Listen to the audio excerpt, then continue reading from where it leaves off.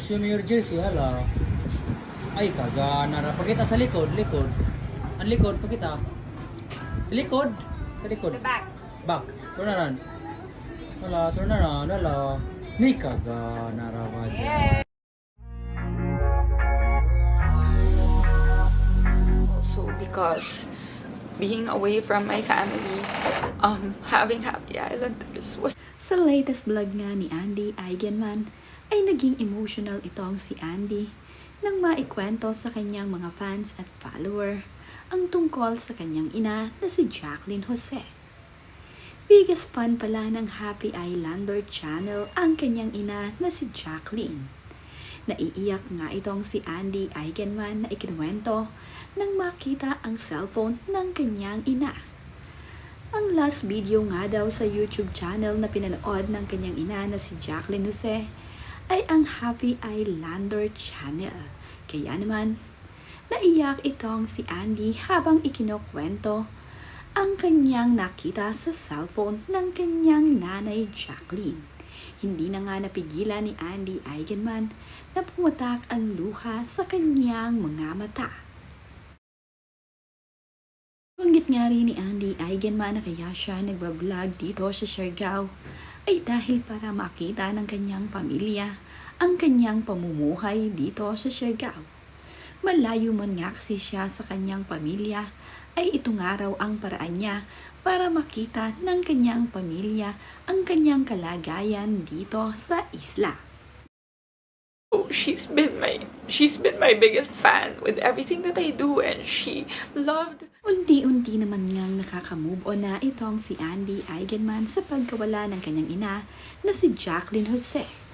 Tanging na ibahagi nga niya sa kanyang latest vlog ay ang pagpunta ng kanyang bunsong kapatid na si Gwen dito sa isla.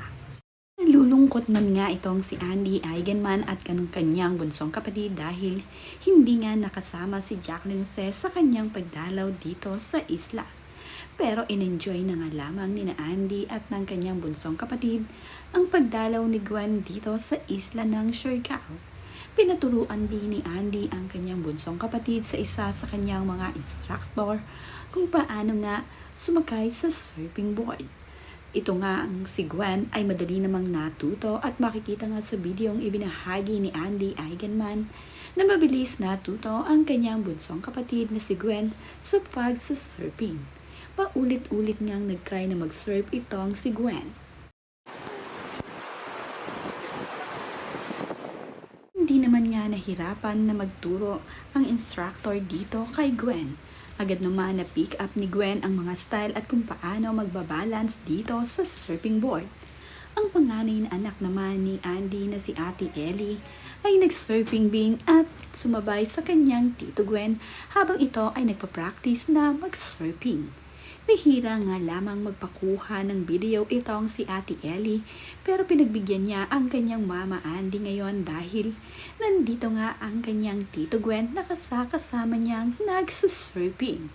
Masaya naman nga itong si Ate Ellie at medyo nahihiya sa tuwing matatapat sa kanya ang kamera.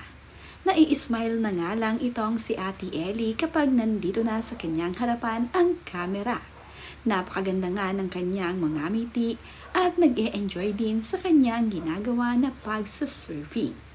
Sinasamahan nga nila ng kanyang pamilya ang kanyang tito Gwen habang ito ay nagsusurfing.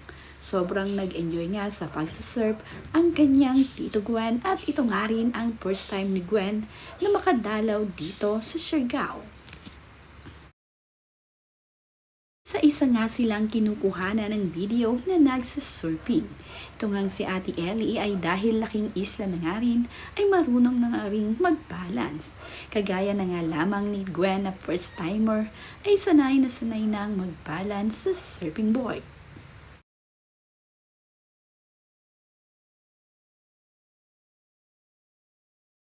Hindi rin naman pahuhuli sa pagsasurfing itong si Lilo. Pagdating nga dito sa surfing ay napakatapang na bata ni Lilo kahit pa malalakas ang alon. Ito namang si Koa ay hindi pumayag na hindi makisali sa kanila. Kaya naman, itong si Palmar Alipayo ay to the rescue at sinamahan ang kanyang anak na si Koa na mag-surf. Ito ding si Andy ay nagpakitang gilas sa kanyang kapatid na si Gwen at nag-surfing nga rin ito. Sabay-sabay nga silang nagsasurfing. Nawala man nga ang ina ni Andy Eigenman at ni Gwen, ay patuloy pa rin naman ang buhay para dito kina Andy Eigenman at sa kanyang bunsong kapatid. Patuloy nga silang magkakaroon ng ugnayan kahit nasa malayo pang lugar ang kanyang bunsong kapatid na si Gwen.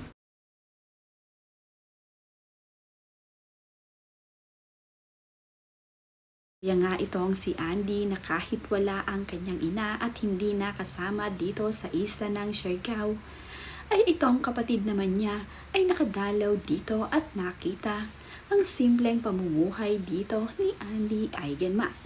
Naging napakasaya naman ni Andy sa naging pagdalaw ng kanyang kapatid dito. Inilibot at sinulit ni Andy Eigenman ang pagbisita ng kanyang bunsong kapatid dito sa isla ng Siargao. Nagustuhan naman ni Gwen at ng kanyang girlfriend ang naging pagdalaw nila dito. Soon nga ay babalik din itong si Gwen dito sa isla kung nasaan naroon ang kanyang ate Andy.